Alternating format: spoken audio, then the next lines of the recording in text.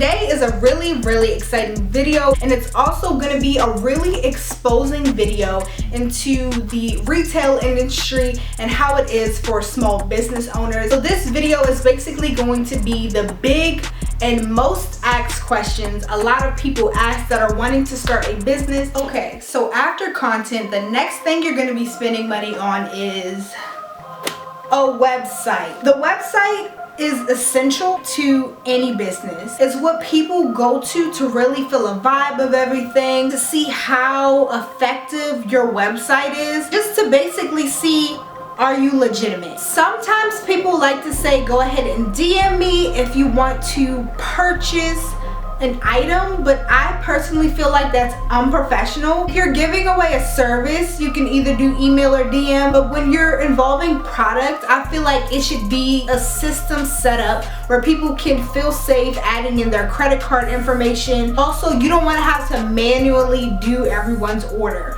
With a website, it's easy, it's effective, and you just have everything laid out. With a website, the first thing you're going to be paying for is a platform. So whether you're Shopify, Squarespace, Wix, whatever platform you decide to be on, it's definitely gonna cost you, okay? Nothing's gonna be free. The platform that I use is Shopify. So Shopify, with the plan I have, is $29 a month plus shipping. What they do is, it can be kind of tricky, but of course you have the base amount as $29, but suppose you had a shipping fee for $2, so it's not going to be $29 anymore, it's going to be $31. So everything adds up at the end of the month, and then that's how much you paid. So if you shipped out 50 orders, all of those shipping order fees are going to be added to the $29.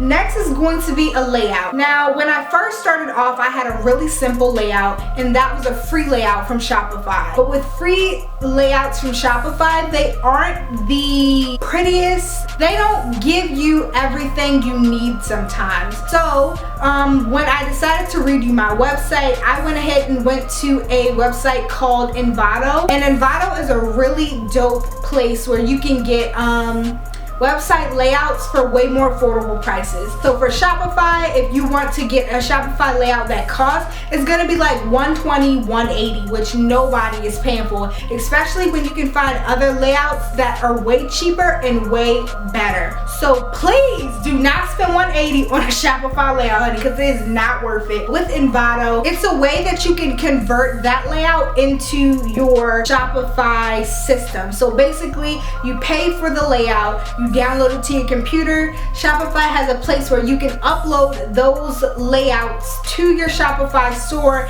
and from there you can go ahead and create. But if you guys don't know, I do currently offer website design. You can go ahead and reach out to me at Graphics Unlock, which is my graphic design page. I create thank you cards, business cards, anything like that.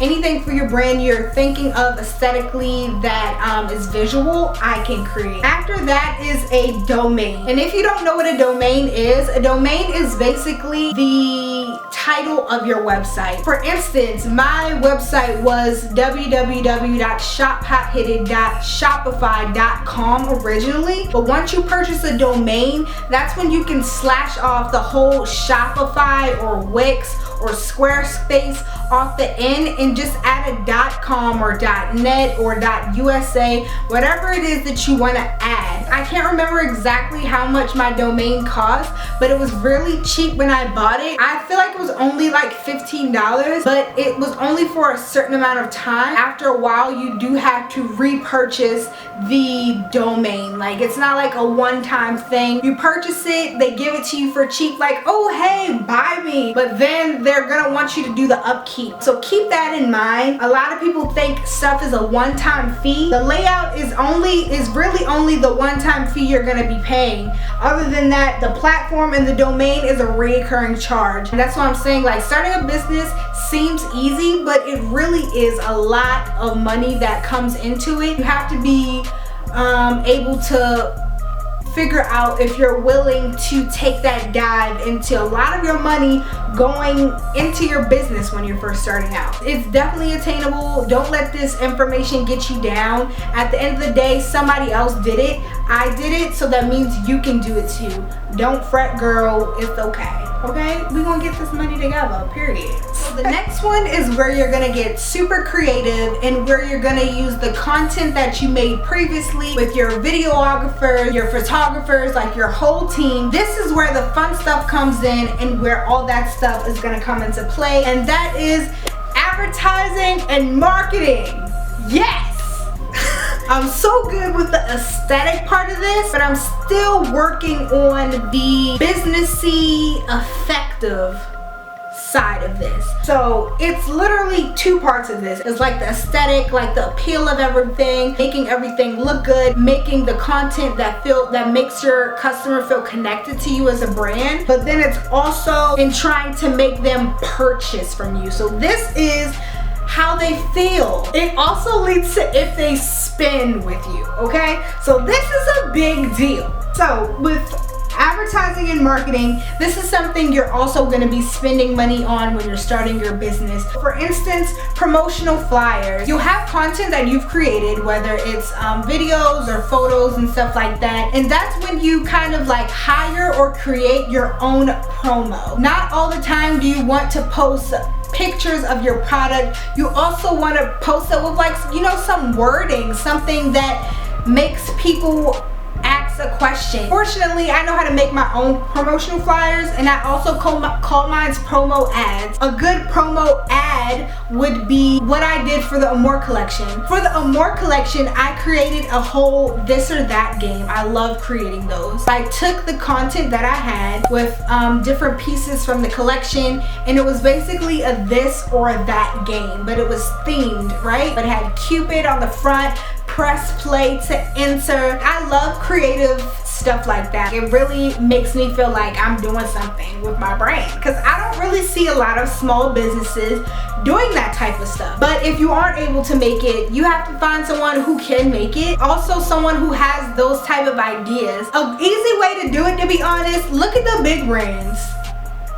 What are they doing? Find people that would be your competitor if you were all the way up there. Obviously, you're new starting out, so they're not your initial competitors. Somebody who has a certain type of flavor or style that you feel like your brand is closest to. Let's just take Fashion Nova. I roll. But let's take Fashion Nova. They have really good promotional ads, promotional flyers. If you look on their highlights, they have different games, they have horoscopes, anything like that. Look for brands that are doing certain things that you want to do and recreate it, but make it better and make it you. It's nothing wrong with taking inspiration from other businesses. Just don't fully copy it. Tweak it, make it your own, and make it better, make it you. That's what I do on a daily basis. When I'm looking for inspiration, I use my own thoughts and I use inspiration from people that already done it. Like, if the blueprint already made, what is you gonna make a whole new blueprint? It's one there. Why are you starting from square one? You don't have to do that. This is like 2020, girl. Like, I hope y'all get what I'm saying. You know what I'm saying? You don't always have to start from square one. Be smart about it. Insta and Facebook ads. Instagram and Facebook ads are tricky. I haven't tried Facebook ads yet, but I've heard that they're way more effective than Instagram ads. Now, if you already have a business page and you've tried Instagram ads, you'll know that Instagram ads are all over the place. Or maybe we just aren't doing it right, because I know that it works for somebody. You get what I'm saying? So let's just say that. I've heard that the more money that you put into the ad, the more interaction that you get, the more follows you get and stuff like that. But me personally, using Instagram ads, I don't think I've gotten a sale from Instagram ads. What Instagram ads always does for my business is it gives us follows and it gives us likes. But you can't be spending like $2, $5 and expect it to be something. You get what I'm saying? It's not really effective. So really, to see some type of growth or some type of effect, I really do feel like you should be spending like $50 to $100 on Instagram ads. I know people people who have done it and they said it worked well, but I don't think I've spent over $30 for Instagram ads, and I just haven't really found it helpful, to be honest. But I heard Facebook ads are where it's at. I'm gonna start implementing Facebook ads into my business because it's a different feel there. Next is influencers. So in parentheses I have care packages or page promo. So with influencers, it can be really tricky. I've done 2 influencers throughout my whole time of owning Hot Headed, and one went well and the other one didn't. The first one I did, she's from Baltimore. She had a lot of followers, maybe 100 and something K. She had a lot of activity on her page, and she also did promo where people could send her products for free, and then she'd post them or she'd wear them and tag them, different stuff like that. So what I did was I sent her an item that was just getting released, and she did nothing with it. Like, I was like, hey, just checking in to make sure you got your product. I wasted money on sending that product to an influencer, and she didn't wear it, she didn't talk about it, she didn't tag it. It literally went nowhere. So that's what you have to keep in mind with the influencers. You have to figure out if the influencer is actually worth it. Now, the second influencer I did, she was more of a local person. She's from Baltimore as well. She had a good following. I noticed she would post different brands, but she wouldn't do it like the other girl. I felt like I could pinpoint more of her audience because it wouldn't be so saturated with them used to seeing her post everybody in the damn world. That one did really well. I gained a lot of followers on the Hot Headed page, but that was definitely a really good influencer, and she wore it so well. I was like, oh my god, yes, Hot Headed is on her. She is working it. Like, that's how you want to feel about the people that you choose as influencers. And please, y'all, make it make sense. If she's promoting hair care all day, she's a curly haired girl, you don't really see her outfits, or the outfits she wears, it's just, no, she just wears clothing. That's not the person that you should be reaching out to be an influencer. It doesn't make any sense. You have to find people that will be interested in what you are selling and that have the audience to match it. Page promo, I feel like that can get really tricky as well. I feel like it's very oversaturated. Let me give y'all this scenario. You see an influencer and they do paid promo every Monday, right? Their followers are expecting their story to be flooded with promo. They click on 1, 2, 3, and they're like, oh, it's nothing but promo. Either they gonna click through to finally get to see the influencer that they follow, or they're going to exit out, or they're just gonna look and just not really care. You get what I'm saying? When it's oversaturated and people do paid promo, sometimes it's not effective because you're flushed with all these different types of businesses. You don't want to get swallowed by all the people that are getting posted before and after you. If someone's doing paid promo, you're just another ad, not as organic. It may work or it may not, but like I said, everything is trial and error. You are now a business owner, you are now an entrepreneur. Get it done, okay? You're gonna cry sometimes, but you know what? It's gonna be okay. Relax, okay? You wanted this world, so you in it. So, y'all got this. All right, last but not least, something that you're gonna need when starting your business, and something you're gonna be spending your money on when starting your business, is packaging. With packaging, you're gonna be deciding, do you want to use bags or do you want to use boxes? Do you want to have thank you cards? Do you want to have business cards? Do you want to have stickers? So all of these are what you would consider a part of packaging. So this is my business card. It just has Hot Headed on the front with neon lips, and then the back is really simple. This is one of our stickers that I used on the jewelry boxes. When people get earrings and stuff like that, I put this on the box just to customize it and give it some branding aesthetic. And then this is a thank you card. I put one of these in every single last order. I have a one-sided thank you card. On the back, it's blank so that I'm able to write a personalized thank you note. I like to write personalized thank you notes to all my customers. When you're a small business owner, it it really means a lot to you, anybody who wants to spend money with you. So yeah, these are all things that are included in packaging. Also, these are what you call poly mailers. I use black ones. There's tons of poly mailers. You can find tons of them on Amazon, on eBay. You can make customized ones. That's the next step for me and my brand. But for right now, what I do is I use a poly mailer. I use my own branding sticker, and you put it on there and easy peasy. That's something you can use just to personalize it. You also need cellophane bags, the little clear plastic bags that go inside of the package. I don't recommend you just having a piece of clothing and putting it in a poly mailer. That is so ratchet. I'm sorry, I'm just gonna use that word. That's unprofessional. That's the best way I can say it. Clothing is subject to all the elements outside. The coronavirus, like, I'm kidding. But rain, snow, sleet, anything could get in that package. So you want to make sure that the product is covered. Packaging is awesome though. You want your package to stand out enough that people post it on their Instagram. So make everything Instagrammable. Make your thank you cards something people want to repost. Make your stickers something people want to repost. Make your brand something people want to talk about. It's not easy, but once you get it, you got it, and you guys will all get it. So now I'm just gonna basically round everything up, roughly say how much it is that you'll need to start your business. Okay guys, so to answer the biggest question that's asked in retail history, the question you guys ask every entrepreneur, what I had myself but had to figure out on my own. How much money do you need to start a business with owning a clothing brand or an online clothing boutique?